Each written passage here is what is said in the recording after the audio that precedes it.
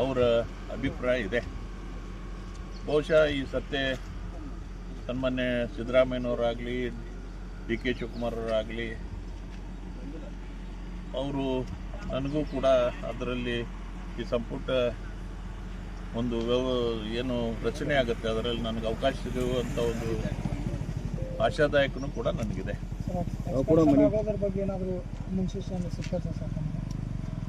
ಅದೇ ಹೇಳಿದ್ನಲ್ಲ, ಹೈಕಮಾಂಡು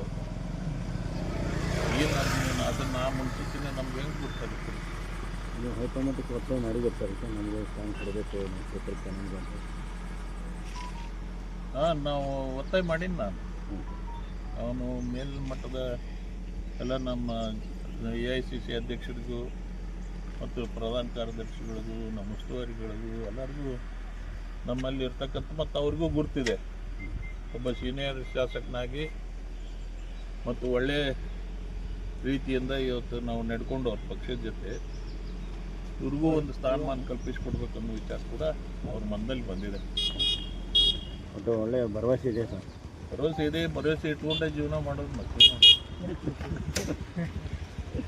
ಯಾವ ಸ್ಥಾನ